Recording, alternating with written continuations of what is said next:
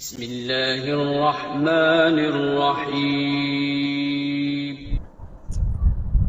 ایک دن حضور غوث الاعظم شیخ عبد القادر جیلانی رحمۃ اللہ علیہ آپ بیان فرما رہے تھے اور شیخ علی بن حیتی رحمۃ اللہ علیہ آپ کے پاس بیٹھے ہوئے تھے کہ ان کو نیند آ گئی۔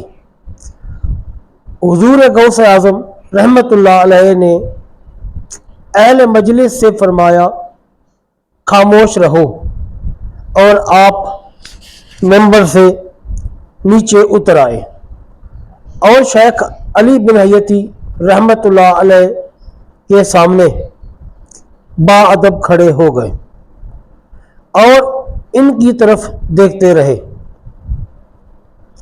جب شیخ علی بن حیتی رحمۃ اللہ علیہ آپ خواب سے بیدار ہوئے تو حضور غوث پاک رحمۃ اللہ علیہ نے ان سے فرمایا کہ آپ نے خواب میں تاجدار مدینہ راحت قلب و سینہ حضرت محمد صلی اللہ علیہ وسلم کو دیکھا ہے؟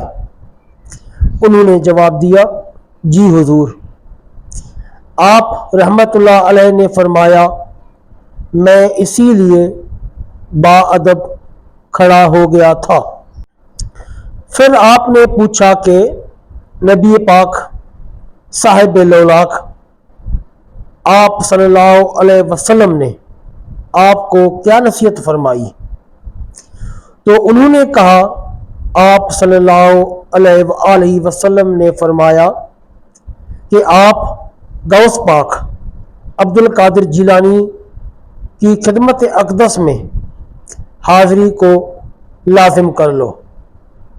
بعد ازیں لوگوں نے شیخ علی بن حیتی رحمۃ اللہ علیہ سے دریافت کیا کہ حضرت غوث الاعظم شیخ عبد القادر جیلانی رحمۃ اللہ علیہ کے اس فرمان کا کیا مطلب تھا